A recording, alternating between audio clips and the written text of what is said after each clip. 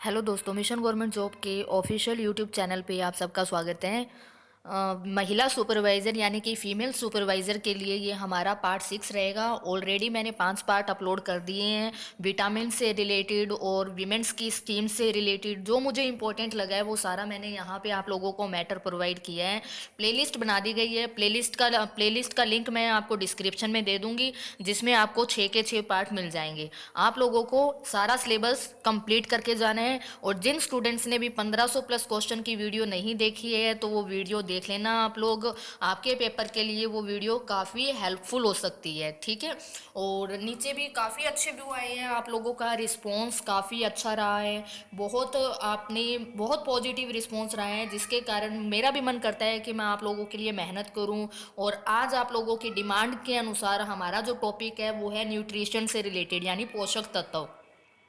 एक स्टूडेंट ने नीचे मुझे ये बोला था कि मैम आपने जो मैटर है वो कॉपी किया है किसी और चैनल से। अब आप लोग मुझे कमेंट करके ये बताइए, आप लोग टाइमिंग देखना, वीडियो की टाइमिंग देखना। पहले कोई भी चैनल किसी की कॉपी नहीं करता है, आप लोग वीडियो की टाइमिंग देखना और ये बताना जो वीमेन से रिलेटेड स्कीम है वो पहले किसने डाली थी, यानी कि पहले वीडियो किसकी अपलोड हुई थी, पहले स्कीम्स जो है आप लोगों को किसने करवाई थी, पहले विटामिन आप लोगों को किसने करवाए थे।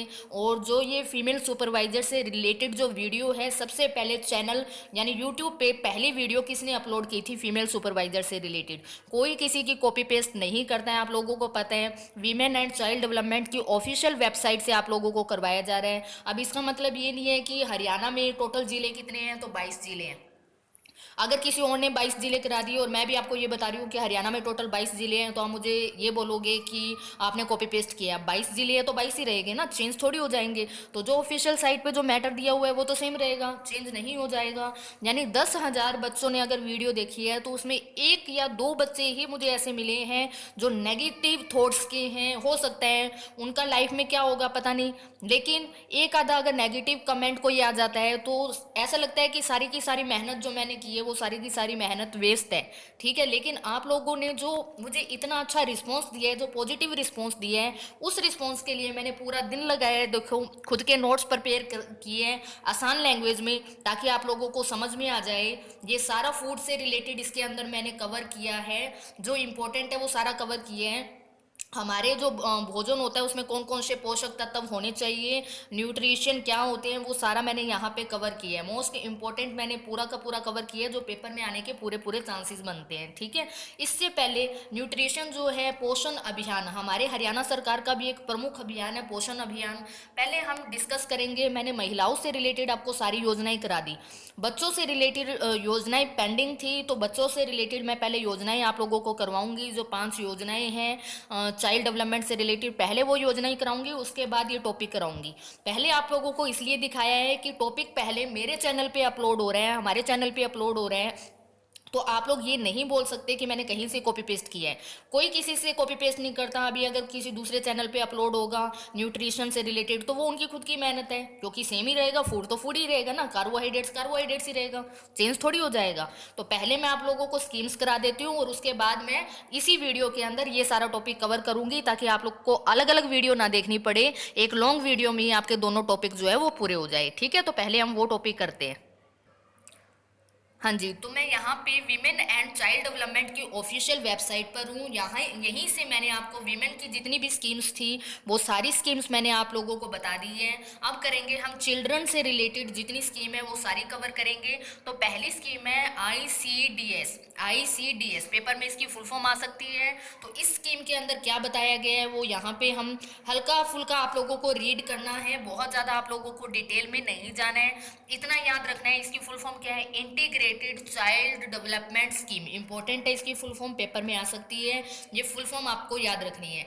ये स्कीम जो है वो कब लॉन्च की गई है, तो ये स्कीम गवर्नमेंट ऑफ इंडिया यानी सेंट्रल गवर्नमेंट की स्कीम है। कब लॉन्च की गई थी, ये 1975 में लॉन्च की गई थी, आपको याद रखना है।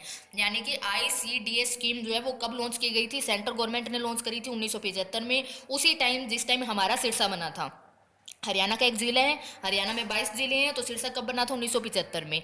इस स्कीम का मेन ऑब्जेक्टिव क्या है? इस स्कीम का मेन ऑब्जेक्टिव ये है कि 0 से 6 साल के जो बच्चे होते हैं, जो एज ग्रुप होता है, यानी जिनको हम प्री स्कूल चिल्ड्रन भी बोल सकते हैं, उनकी हेल्थ को इम्प्रूव करना, यानी कि उनके स्वास्थ्य के अंदर जो स्वास्थ्य में जो कमियां होती है, पोषण और स्वास्थ्य के अंदर सुधार लाना इस स्कीम का मेन ऑब्जेक्टिव है। यहाँ पे लिखा भी हुआ है, मैंने हिंदी में बता दिया, हिंदी में कन्वर्ट करने की जरूरत नहीं है, मैं आपको बता रही हूँ, सिर्फ उतना याद रखिए। इसकी full form integrated child development scheme होती है।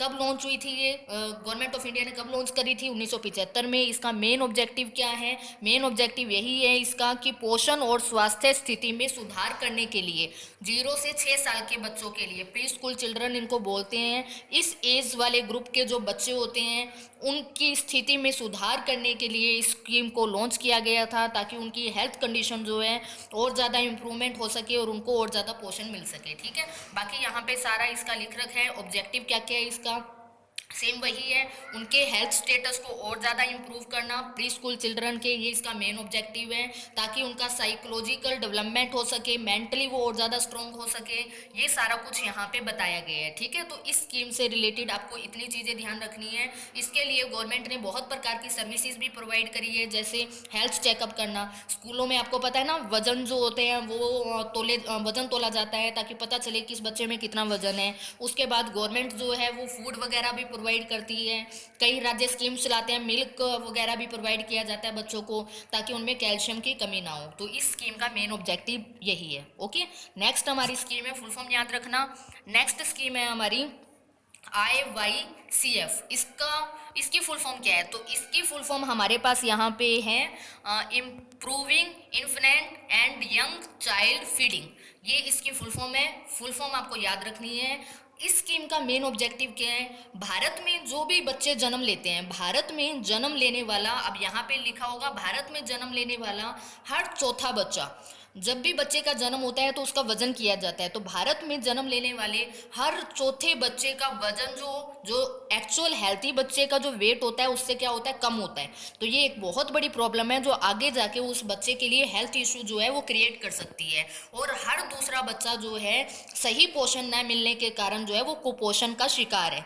तो इस स्कीम में का मेन ऑब्जेक्टिव ये है कि अवेयर करना कि कैसे बच्चों को सही पोषण मिलेगा, और कैसे उनके जो वजन है, यानी कि जो गर्भवती जो महिलाएं होती हैं उनको बताया जाता है, उनको प्रॉपर समझाया जाता है, गाइडेंस दी जाती है कि उनको क्या क्या खाना चाहिए, ताकि जो जब बच्चा जन्म ले तो उसका वजन जो है वो प्रॉपर हो पाए। उसके बाद जो है हर दूसरा बच्चा जो है वो कुपोषण का शिकार होता है। और कुपोषण के शिकार होने का मेन कारण क्या है? जो गर्भवती महिला होती है उसको प्रॉपर जो होता है वो फूड नहीं मिल पाता, इस कारण से वो बच्चा कुपोषण का शिकार हो जाता है। तो इसका मेन ऑब्जेक्टिव यही है यहाँ पे कि जितने भी बच्चे जो जन्म लेते हैं उनका जो वेट होता है वो हेल्थी वेट में आ पाए, और जो बच्चे कुपोषण के शिकार हो रहे हैं उनको उस चीज़ से बचाया जा सके। ठीक है, तो वो सारा कुछ यहाँ पे लिखा गया है और इसके अंदर उसके बारे में बताया गया है। ओके, तो ये सारा कुछ यहाँ पे मेंशन है, आप लोग यहाँ पे देख पा रहे हो, सारा कुछ मेंशन किया गया है।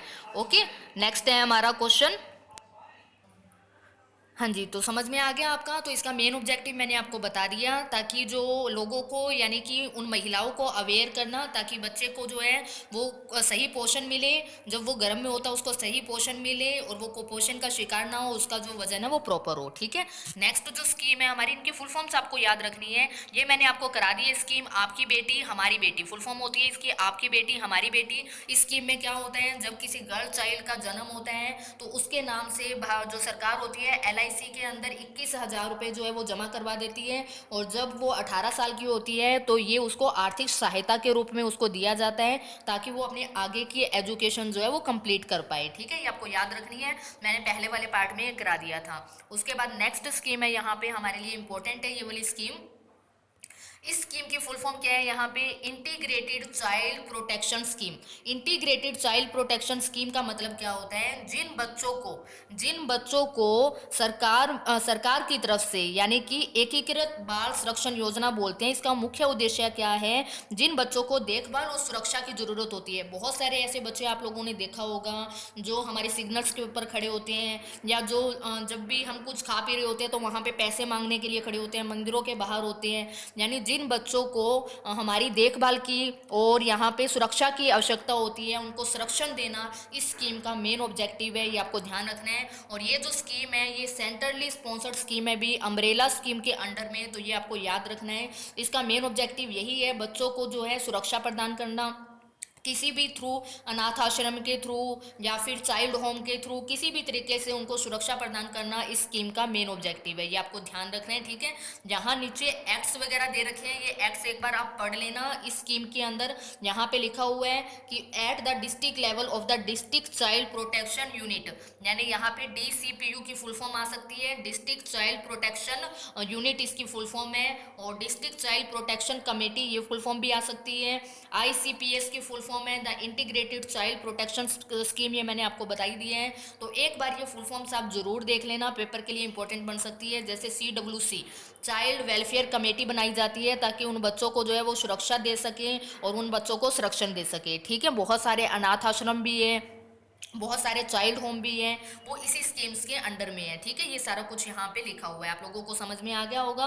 और किसी भी प्रकार की कोई भी प्रॉब्लम होती है तो यहाँ पे बच्चों के हितों की ओर ध्यान में रखा जाता है, तो ये इस स्कीम के अंदर बताया गया है। नेक्स्ट है पोषण अभियान, ये इंपॉर्टेंट है। पोषण अभियान में सेम वही है कि पोषण कितना जरूरी है बच्चे के लिए, क्योंकि बच्चा अगर स्वस्थ रहेगा तो ही आगे वाली जनरेशन जो है वो स्वस्थ हो पाएगी। पोषण अभियान जो है वो अपनी केंद्र सरकार ने लॉन्च करी थी, प्राइम मिनिस्टर ने लॉन्च करा था, कब? 8 मार्च 2018 को। कहाँ से लॉन्च किया था ये? झुंझुनू जिला है राजस्थान का, वहाँ से लॉन्च किया गया है, इंपॉर्टेंट है ये, ठीक है। और इसका भी मेन ऑब्जेक्टिव क्या है?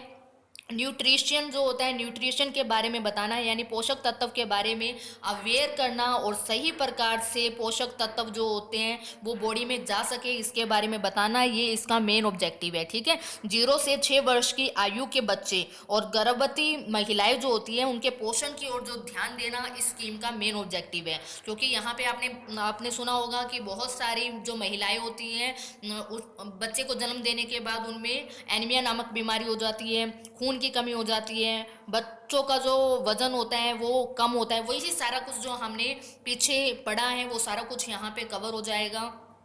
इस स्कीम का मेन ऑब्जेक्टिव यही है कि इस स्कीम के अंदर जो है यानी सही पोषण की ओर ध्यान देना, ये इसका मेन ऑब्जेक्टिव है, ठीक है। उसके बाद यहाँ पे आपको ध्यान देना है, यहाँ पे दिस अभियान is implement in all district of Haryana, सभी डिस्ट्रिक्ट के अंदर ये ऑलरेडी यहाँ पे लागू किया गया है। सबसे पहले ये नू पानीपत डिस्ट्रिक्ट के अंदर इसको फेज 1 में लागू किया गया था, उसके बाद फेज 2 में ये 10 डिस्ट्रिक्ट में लागू किया गया था और बाकी फेज 3 में बचे हुए डिस्ट्रिक्ट में लागू किया गया था। तो पेपर में आ सकता है पोषण अभियान सबसे पहले हरियाणा के किन 2 जिलों में लागू किया गया था? तो नूह और पानीपत में लागू किया गया था। केंद्र सरकार ने ये स्कीम कब लॉन्च करी थी? तो 8 मार्च 2018 को लॉन्च करी थी, ठीक है। इसका मेन ऑब्जेक्टिव यहाँ पे सारा कुछ लिख रखा है ताकि बच्चों में जो है वो कुपोषण के शिकार ना रहे, अंडर वेट ना रहे, एनीमिया की बीमारी ना हो, सही प्रकार से प्रॉपर जो है वो ब्लड बन सके, ये सारा कुछ यहाँ पे इसके अंदर मेंशन किया गया है, ठीक है।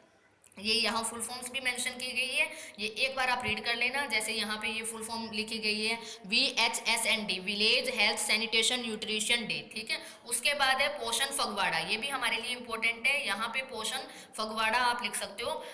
पोषण Phagwara was launch by chief minister of Haryana in state level held at Gurugram on 8 मार्च 2020, यानी 8 मार्च 2020 को पोषण फगवाड़ा लॉन्च किया था। सेलिब्रेट करने के लिए पोषण अभियान को अच्छे से लागू किया गया था, इसलिए सेलिब्रेट किया गया था। और इसमें लगभग 500 लोगों ने भाग लिया था और इसके अंदर और भी बहुत सारी चीज़ें इसके अंदर बताई गई थी कि ज़्यादा से ज़्यादा इस अभियान को और ज़्यादा सफल कैसे बनाना है, तो उस सब के बारे में इसके अंदर मेंशन किया गया है। तो ये सारी योजनाएं थी बच्चों से रिलेटेड, मैंने आप लोगों को समझा दी है कि किस स्कीम के अंदर मेन ऑब्जेक्टिव क्या होता है भी सभी में न्यूट्रिशन की ओर ध्यान देना।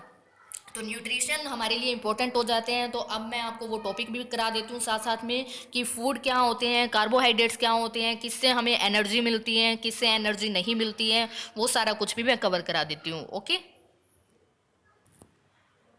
हाँ जी, सबसे पहले तो बिल्कुल बेसिक क्वेश्चन है हमारे पास कि फूड होता क्या है, यानी भोजन होता क्या है। ये बिल्कुल मैंने बेसिक थ्योरी लिखी है। पेपर में जो पार्ट आएगा वो अभी बाद में है, लेकिन पहले हमें पता होना चाहिए भोजन होता क्या है। संसार के विभिन्न भागों में अलग अलग जलवायु होती है, आप सबको पता है, जिसके कारण अलग अलग क्षेत्रों में अलग अलग भोजन पाया जाता है। हमारे भोजन के मुख्य स्रोत, हमें भोजन कहाँ कहाँ से मिल सकता है, मुख्य स्रोत क्या होते हैं, पौधे और जानवर होते हैं। लेकिन मुख्य रूप से हम किस पे निर्भर है, अभी पौधों के ऊपर निर्भर है। सिंपल लाइंस मैंने इसलिए लिखी है ताकि आप लोगों को ज़्यादा टाइम ना लगे और एक बार पढ़ते ही आप लोगों को समझ में आ जाए।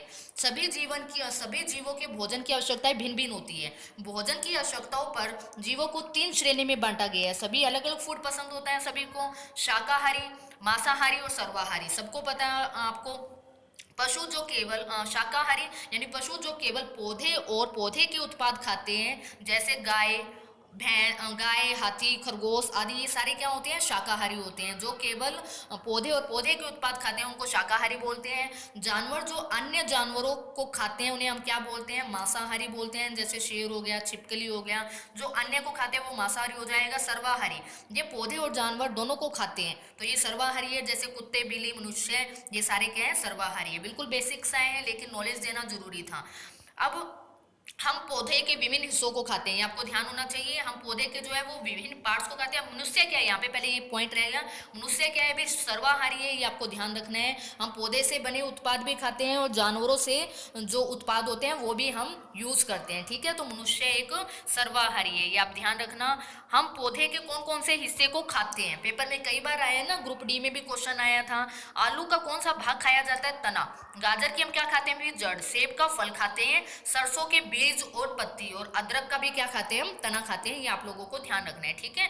अब यहाँ पे पेपर में क्वेश्चन आ सकता है, कौन स्वयं पोषी है। पेड़ पौधे अपना भोजन जो होते हैं वो स्वयं तैयार करते हैं। किस विधि द्वारा, प्रकाश संश्लेषण द्वारा। इसलिए पेड़ पौधे क्या होते हैं, स्वयं पोषी होते हैं। लेकिन बाकी सब क्या होते हैं, परपोषी होते हैं, क्योंकि हम सब किसके ऊपर निर्भर रहते हैं, दूसरों के ऊपर निर्भर रहते हैं, ठीक है। बिल्कुल कॉमन से पॉइंट थे। नेक्स्ट पेपर में क्वेश्चन यहाँ से आ सकता है, संगठक क्या होता है। संगठक क्या होता है, किसी भी खाद्य सामग्री में मिलाई जाने वाली सामग्रियों को संगठक कहते हैं। जैसे खीर बनाने के लिए उसमें क्या मिलाया जाता है, दूध, चावल, चीनी, पानी, ये सब खीर के क्या है, संगठक है, ये आपको याद रखना है, ठीक है। नेक्स्ट पॉइंट आपके लिए वैसे इंपॉर्टेंट नहीं है, साइंस के लिए इंपॉर्टेंट है। अंकुरण क्या होता है, बीज से शिशु पौधे का उगना क्या कहलाता है, अंकुरण कहलाता है। उसके बाद मकरंद क्या होता है, मधुमक्खियों द्वारा इकट्ठा किया गया फूलों का रस। मधुमक्खी फूलों का रस इकट्ठा करती है, फूलों का रस वो क्या कहलाता है, निकेटर कहलाता है, जो बाद में क्या बनता है भी, शहद बनता है। पेपर में आ सकता है ये क्वेश्चन भी। अब नेक्स्ट है हमारा पोषक तत्व, यानी कि भोजन के घटक। हमारे भोजन के अंदर न्यूट्रिशन कौन कौन से होने चाहिए, यानी पोषक तत्व कौन कौन से होने चाहिए, जब वो एक संतुलित आहार माना जाएगा। पोषण अभियान भी तो इसी के लिए चलाया गया था, ताकि जो हमारा जो भोजन है वो पूरी तरीके से पोषक तत्वों से युक्त हो, हमारी बॉडी के अंदर किसी भी प्रकार की कोई भी बीमारी ना हो। अगर हमारी बॉडी में प्रॉपर मात्रा में ये सब नहीं होगा तो हमारी बॉडी में बहुत प्रकार की बीमारियां लग जाएगी।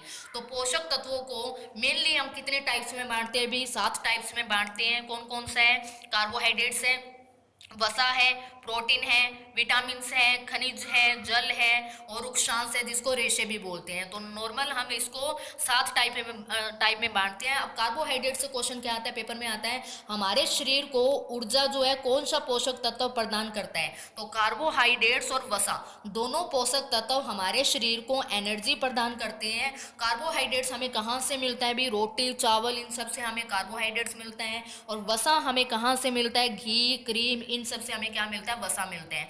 प्रोटीन मोस्ट इंपॉर्टेंट है हमारे शरीर की वृद्धि में, हमारे शरीर की मरम्मत में। कहीं भी चोट वगैरह लग जाती है, आपको पता है जब भी कोई बीमार होता है या कहीं भी चोट लग जाती है तो जो दाल खाने के लिए बोला जाता है, दाल खाने के लिए इसलिए बोला जाता है क्योंकि उसमें प्रोटीन बहुत ज़्यादा होता है। दाल या मांस जो होते हैं वो किसी भी घाव को भरने में बहुत ज़्यादा हेल्प करते हैं। तो प्रोटीन शरीर की वृद्धि और मरम्मत में सहायक होते हैं, ये हमारे लिए इंपॉर्टेंट है।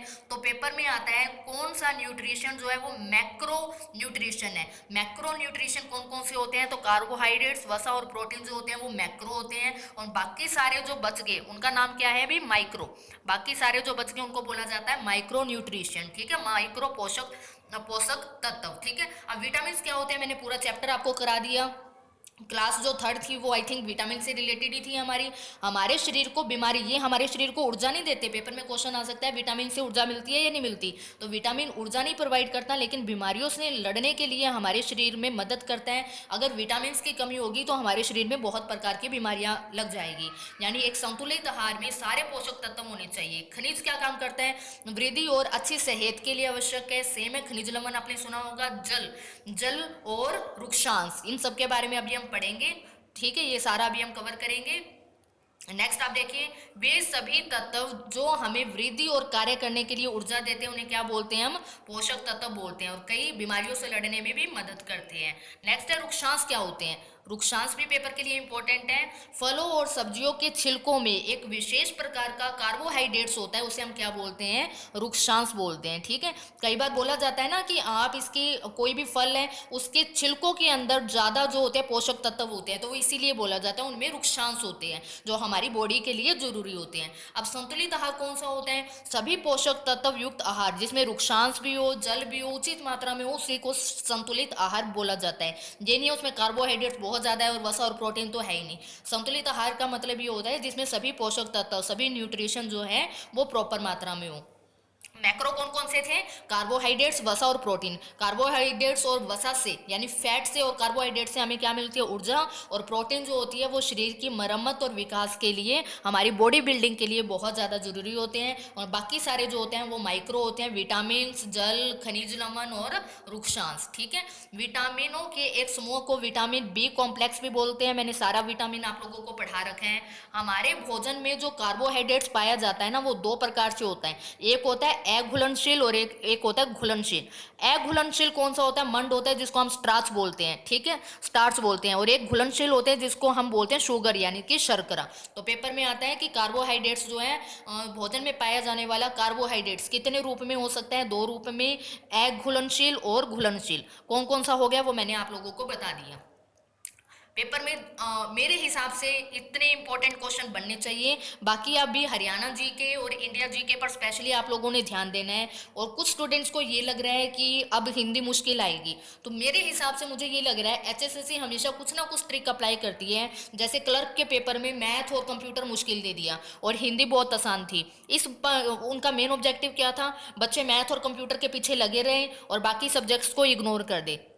अब आगे आने वाले पेपर में जहां तक मुझे लग रहा है मैथ का लेवल थोड़ा वो अच्छा कर देंगे, लेकिन हिंदी जो है वही आपसे संधि, समास, ये सारे टॉपिक पूछे जाएंगे। अगर आपको संधि, समास, अलंकार, रस ये सारे टॉपिक करने हैं तो मैं वीडियो का लिंक डिस्क्रिप्शन में दे दूंगी, पूरी प्लेलिस्ट का लिंक। आप लोग वहां से वो सारे टॉपिक कवर कर सकते हो, जिसकी इच्छा हो वो वहां से टॉपिक कवर कर सकते हैं। मैंने मैथ, रीजनिंग, इंडिया जीके सबका लिंक डिस्क्रिप्शन में दे रखा है। नेक्स्ट है पोषक तत्वों के अलावा हमारे शरीर को आहारी रेशों और जल की भी आवश्यकता होती है। आहारी रेशे क्या होते हैं? इनको वृक्षांश भी बोलते हैं। अभी मैंने पीछे आपको बताया था हमारे खाने में वृक्षांश की पूर्ति मुख्यतः पादप उत्पादों से होती है। वृक्षांश का मुख्य स्रोत क्या होता है? दाल, आलू, ताजे फल, सब्जियां। यह हमारे शरीर को कोई पोषक प्रदान नहीं करता, लेकिन फिर भी हमारे भोजन का प्रमुख अवयव है। क्यों? क्योंकि बिना पचे हुए भोजन को हमारे शरीर से बाहर निकालने में ये मदद करता है। बिना पचा हुआ भोजन हमारी बॉडी से बाहर कैसे आएगा? अगर हमारी बॉडी में वृक्षांश नहीं होंगे तो वो हमारी बॉडी से बाहर नहीं आ पाएगा। और जल क्यों इंपॉर्टेंट है? जल भोजन में उपस्थित सभी पोषक को अवशोषित करने के लिए हमारे शरीर की सहायता करते हैं। ठीक है, यह कुछ अवशिष्ट पदार्थों को मूत्र और पसीने के रूप में शरीर से बाहर निकालने में भी मदद करते हैं। हमारी बॉडी में सबसे प्रमुख क्या है? जल है। पानी की कमी से हमारी बॉडी में बहुत सारे रोग हो जाते हैं। तो ये हमारा पूरा टॉपिक था, मोस्ट इम्पोर्टेंट है। बहुत मेहनत से ये सारा कुछ लिखा है। प्लीज़ वीडियो को शेयर ज़रूर कर देना। आज की वीडियो का टारगेट है जितने बच्चे भी ये वीडियो देखें प्लीज़ चैनल को सब्सक्राइब जरूर करना। और नेक्स्ट वीडियो के अंदर मैं आपको क्वेश्चंस कराऊंगी, डायरेक्ट क्वेश्चंस लूंगी जिसके अंदर बीमारियों से रिलेटेड भी होगा और इनसे रिलेटेड जो ऑब्जेक्टिव होंगे वो भी मैं वहाँ पे कवर करने की पूरी कोशिश करूंगी। अब तक पेपर के लिए इंपॉर्टेंट क्या है यहाँ पे, पोषक तत्व कौन कौन से होते हैं भी याद रखना, कार्बोहाइड्रेट्स, वसा, प्रोटीन, विटामिन, खनिज, जल और अक्षांश। कार्बोहाइड्रेट्स, वसा, प्रोटीन मैंने आपको बता दिया क्या होता है, एक एक क्वेश्चन बनता है इनके ऊपर। विटामिन का पूरा चैप्टर मैंने आपको करा दिया। और उसके बाद जल हमारी बॉडी के लिए क्यों जरूरी होता है और अक्षांश हमारी बॉडी के लिए क्यों जरूरी होता है। अगर ये नहीं होगा तो जो बाकी के बिना पचा हुआ भोजन है वो हमारी बॉडी से बाहर नहीं निकल पाएगा। पेपर में आ सकता है मैक्रो कौन सा होता है, मैक्रो न्यूट्रिशन कौन से होते हैं और माइक्रो कौन से होते हैं। तो ये हमारी आज की वीडियो थी। प्लीज़ वीडियो को शेयर, ज़्यादा से ज़्यादा शेयर करना। और इस वीडियो का टारगेट है लगभग 3000 लाइक। इस वीडियो पे 3000 लाइक का टारगेट है। अगर पसंद आई है और पीछे वाले पार्ट्स आप लोगों को काम आ रहे हैं और आप लोगों को कुछ याद हो रहे हैं और मेरी मेहनत आप लोगों के काम आ रही है, तो प्लीज़ इसके ऊपर लाइक ज़रूर करना। जितने भी बच्चे वीडियो देखे प्लीज़ लाइक करके ये बताना, इससे मुझे बहुत मोटिवेशन मिलेगा। Thank you.